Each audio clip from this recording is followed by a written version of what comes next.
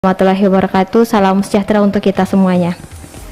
Pertama, fraksi Nasdem menyoroti sama dengan fraksi yang lain terkait anggaran.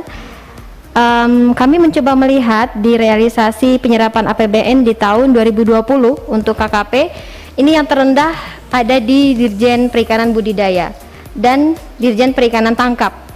Sementara kami melihat juga di kedua dirjen ini yang semestinya seharusnya ini bisa terserap dengan sangat maksimal, karena program-program di sini adalah program yang lekat dengan masyarakat kita, dengan nelayan kita, dengan apa istilahnya ya, kalau perikanan budidaya, jadi mungkin nelayan tradisional, Pak Menteri. Jadi ini perlu menjadi atensi kita bersama. Tadi mendengar dari fraksi Gerindra, dari Bu Reni mengatakan bahwa 2022 di pagu indikatif KKP meminta dukungan penambahan 8T, dan itu yang terbesar di dua dirjen ini lagi. Nah, ini gimana ceritanya? Di 2020 saja kita penyerapannya rendah sekali, gimana mau bicara minta dukungan lagi terbesar di dua dirjen ini?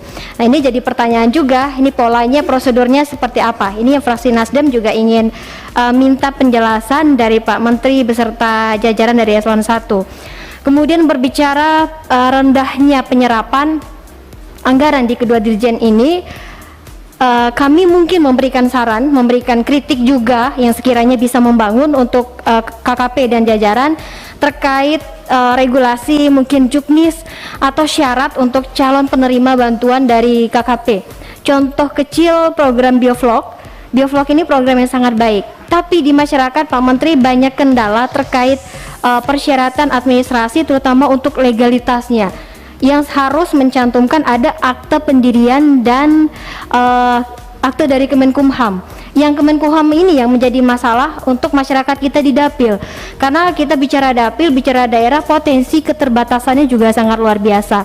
Ini yang saya pikir perlu ada dirombak mungkin regulasinya supaya lebih mengena, supaya lebih memahami kondisi masyarakat kita di daerah. Kemudian yang kedua berbicara syarat untuk Biovlog, Mas, ini hanya contoh yang kami sampaikan. Program Biovlog ini sasarannya untuk lembaga pendidikan boleh, yayasan juga boleh. Nah, pertanyaan saya yang lucunya di sini untuk persyaratan yang lembaga pendidikan, contoh Pak Menteri, ketika saya mau mencoba menawarkan ini ke sekolah perikanan atau sekolah pertanian yang memang fokus untuk bergerak di sini, itu salah satu syarat tidak boleh ada pengurus yang pegawai negeri sipil, yang ASN. Ini juga jadi masalah. Gimana cerita sekolah gitu, SMA atau SMK kejuruan yang memang notabene-nya adalah negeri, guru-gurunya tidak ada yang PNS, itu kan susah sekali ya dicari, bahkan mungkin berat.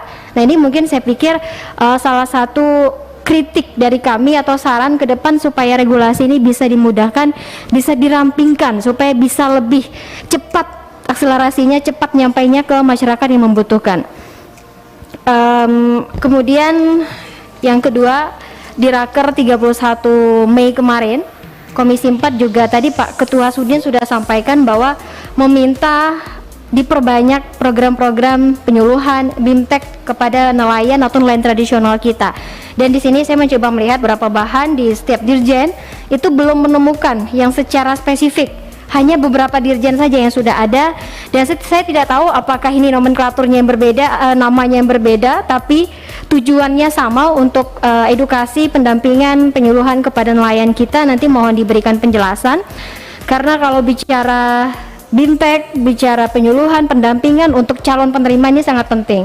Contoh Pak Menteri beserta jajaran, kita bicara bantuan benih ikan yang 1 juta ton tadi kata Pak Ketua. Ini program yang sangat baik, program yang maksimal harusnya bisa dirasakan oleh masyarakat kita.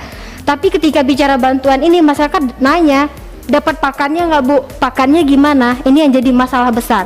Semestinya ada BIMTEK yang harus fokus gitu ngurusin sistem keberlangsungan dari pakan ikan ini, karena nggak mungkin kan masyarakat kita, nelayan tradisional itu bergantung dari pakan bantuan dari pemerintah aja sepanjang-panjang perjalanan pemeliharaan ikan mereka. Itu yang saya pikir sangat penting ada BIMTEK ataupun misalnya video yang digagas oleh KKP langsung dengan embel-embel dari KKP RI, itu pasti nelayan kita, para petambak, mungkin para pemelihara ikan kita akan sangat antusias. hadirkan di situ contoh membuat pakan yang baik, membuat pakan alami yang benar, itu sangat diharapkan oleh masyarakat kita. Ketika mungkin pelatihan secara tatap muka itu dinilai sangat terbatas karena memang ruang dan gerak kita saat ini sangat terbatas. Mungkin itu beberapa saran Pak Menteri dan jajaran dari Eselon 1 KKP dari fraksi Nasdem.